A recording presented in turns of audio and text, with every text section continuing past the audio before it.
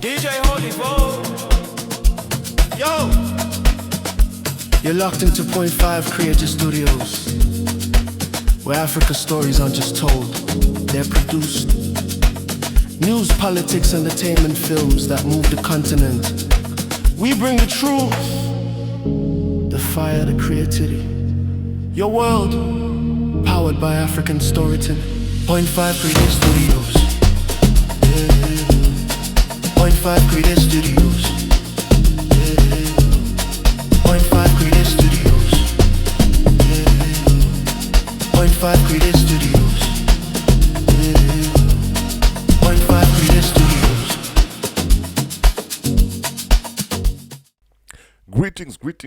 Greetings, and more my greetings to you, good people. My name is DJ Holly, ndinokuchingamidzai Point 5 Creative Studios.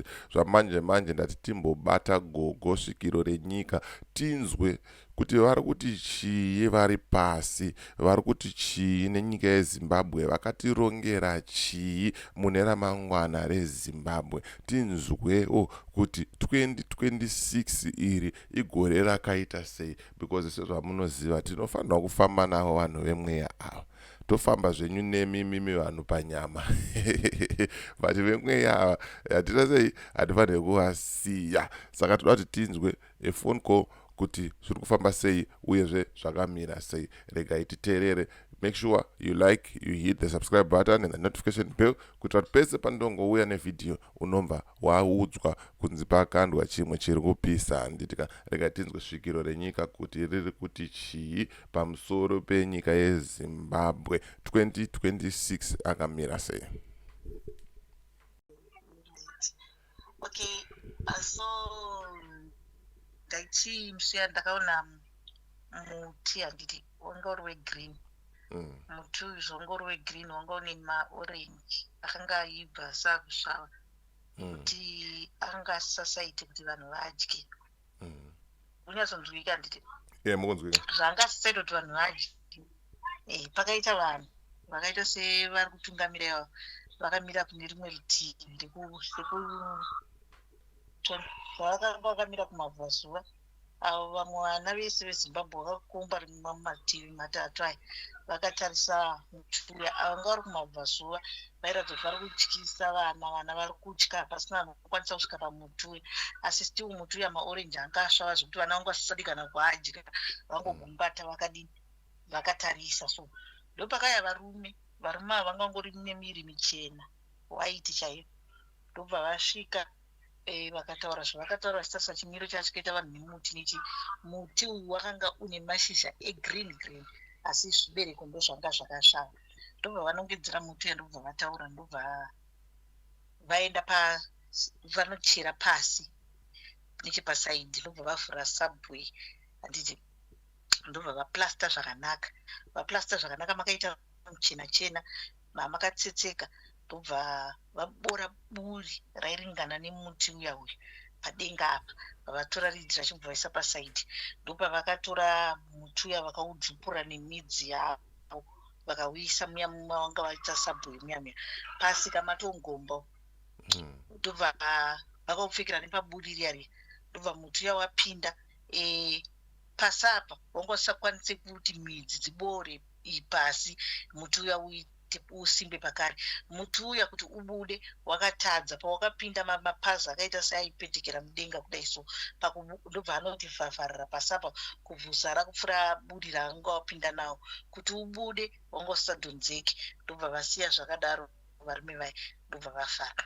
Saka akazondidzidzisa akataura kuti kwakuri kana chisi akadzidzisa ndiwe munhu mupenyu kuti ndo utungamiriri huripo kwazvakuenda. I don't know, munyatsondinzwisisa handiti? Ndikupanzwa. Muti waidudza utungamiriri huripo kuti hongu mune upenyu huri muvhu, ndosaka mashizha akanaka. Ndokubva paita zvibereko, asi zvibereko zviya zvichakwanisa kuraramisa vana veZimbabwe, vana vari kutya kana munosvika pane zvibereko handiti. Saka imwe nyaya ndo zvazvakareva izvo. Saka handwanzo kutaura zvinhu nemadhetsi, but pandakambodzidziswa pa2028 apa ndopainzi apa charikika. saka zvokuti vari kuziva vari kutonga vachidai vaita zvinhu zvavo zvinochiremera vakatanurirana zvakanaka kana kuti vagara vaita zvavanoita zvakanaka because ndo pa2028 pane nyaya dzakawanda chazofamba nemuchuku dzako mukufamba imomo handidi zvekubva nanyati bvu pochizoita nyaya yemvura yauri kuona mvura iyi ndine vhidhiyo yandakamboita ndichiti vanhu vakati mhendereko dzenyika hamenheni kune murume aburuka shuwa murume uyu aiburuka achifamba nemvura andogara nao ndikauti saka akazodziswa mvura yamunoona yaya yakanaya yai kune zvakaiswa munyika zvakasviba zvainodzupurwa nemvura kuti mvura yaya ukanyatsoitarisa chii chaisara kabhotoro kapi kaisara iyo yaitakura mombe mvura yanaya mazuva apfuura yanzodza ndichiri kunaya musatorere mvura iya pasi ndakamuona murume aiuya nemvura inini ndakamuona ndikaudza vamwe vandakatoudza kuti ndaona zvakadai saka mvura iyi musi uno ndopakazinozi aiwa mvura iyi iri kutosuka handiti iri kusuka ndakamboudza vanhu ndikati chichauya munyika chikuru Zimbabwe pane zvinoda kuzoitika pamberi apo saka nyika yakugeswa saka ndikangoti ndirege kutaura akawandisa ndinozotsauka ndikataura nepasi ripo mutsukuru timirire takadaro kana paine zvimwe ndinopota ndichizomboya ndichikutaurira. Aiwa, tinotenda neshoko rakanaka ramatipa.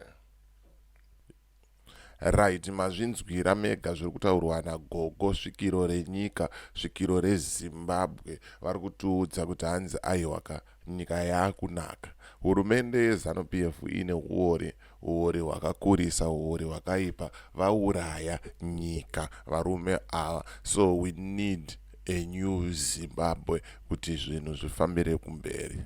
Vadzimu vakatsamwa, mweya wakatsamwa, havasi kufara neuita sei neuori uri kuitwa nevarume ava vari pachigaro apa. ZANU-PF yauraya nyika, it's not a secret. ZANU-PF yakuwadza Zimbabwe kusvika pekupedzisira.